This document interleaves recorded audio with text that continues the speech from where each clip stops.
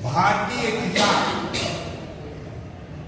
कर्ज में पैदा होता है, कर्ज में पलता है और कर्ज ही छोड़ करके अपने बच्चों के सिर पर वह दुनिया से चला। उसके पास सिर्फ एक ही चीज होती है, वह होता है लैंड, खेत, और उसी से वह अपनी जीविका को चलाता है। ऐसी हालत में जब भी उसे कोई कर्ज लेना पड़ता है तो केवल जमीन है तो जमीन से ही कर्ज है। अब जब कर्ज लेता है तो कोई भी इस तरह से पैसा नहीं दे देगा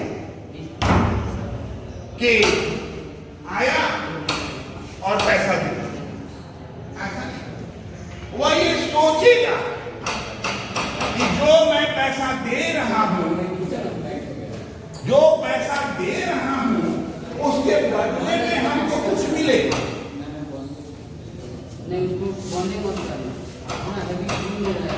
अब देखिए भाई, जब उसके पास पैसा ही नहीं तो स्वाभाविक है कि अपने खेत को ही वह दूसरे को देगा, और जो खेत लेगा वह स्वाभाविक है कि कुछ उससे लेना चाहेगा।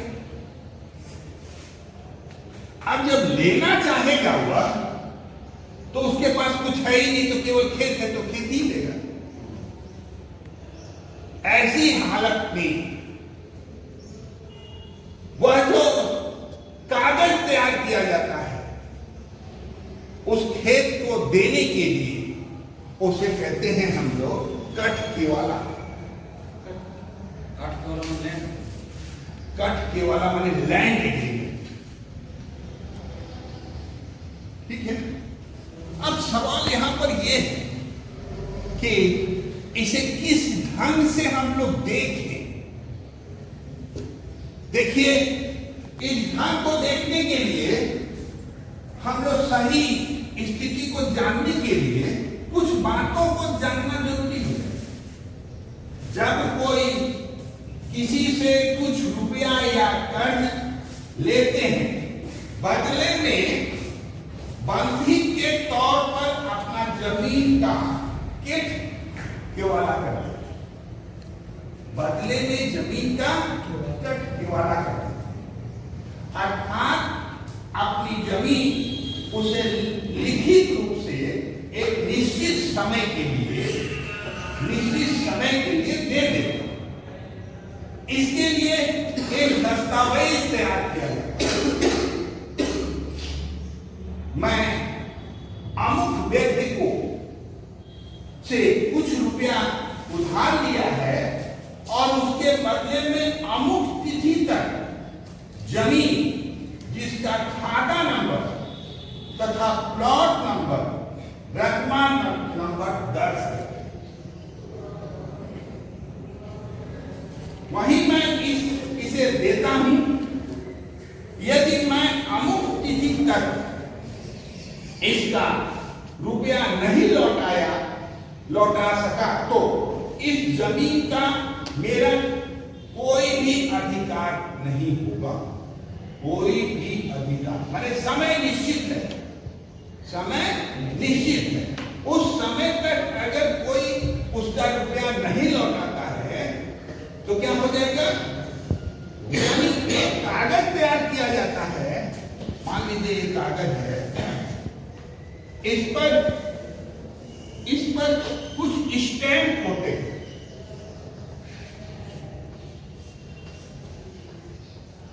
ये स्टैंप है, कुछ रुपए का स्टैंप लगता है, और इस स्टैंप पर ये सारी बातें लिखी रहती जो मैंने बताया। अब जमीन इसी और उस समय तक अगर वह नहीं दिया, समय नहीं दिया जिस समय तक उसको देना है, तो वह जमीन जो है उसका हो जाएगा। इस जमीन पर मेरा कोई अधिकार नहीं होगा और जमीन इसकी हो जाएगी तथा इस जमीन पर मेरा कोई अधिकार नहीं माना जाएगा। जमीन जिससे होगी वह मेरा वारिस, मेरा वारिस उस पर कोई भी क्लेम नहीं करेगा। मेरी बात समझ, कोई बाद में बेटा कह दे कि भाई हम तो नहीं जानते, पापा साइन किए तो पापा जाने, या पिताजी साइन किए हैं तो पिताजी जाने। ऐसी स्थिति में उसमें लिखा रहता है कि मेरा जो वारिस है इस पर क्लेम नहीं कर सकता। अब सवाल ये होता है कि केवल लिख देने से तो होता नहीं, और सबसे भारी बात यह है कि इस पर सरकार की मान्यता भी होती। सरकार इस पर मान्यता भी करती है। कैसे मान्यता करती है ये देखिए, ये मेरे के बाद अब यहां गवाह, कम से कम 5 गो गवाह का हस्ताक्षर, और इस गवाह में बुजुर्ग भी होते हैं और नौजवान भी। ये दोनों चीज इसलिए लिखी जाती है या कराई जाती है, नीचे गवाह का हस्ताक्षर हो जाता है और उसके नीचे वो दोनों आदमी को जो देता है और जो लेता है दोनों का हस्ताक्षर होता है, और इसकी 2 कॉपी बना के एक कॉपी उसको दे दी जाती है और एक कॉपी खरीदने वाले, अरे जो पैसा दे रहा है उसको और जिसके पास है। तो इस तरह से ये कट के वाला सरकार को मान्यता मिली हुई है। मेरा कहना है कि अलग अलग जगहों में इसका अलग अलग नाम है। जैसे और जगहों में इसका नाम रेहन भी कहा जाता है।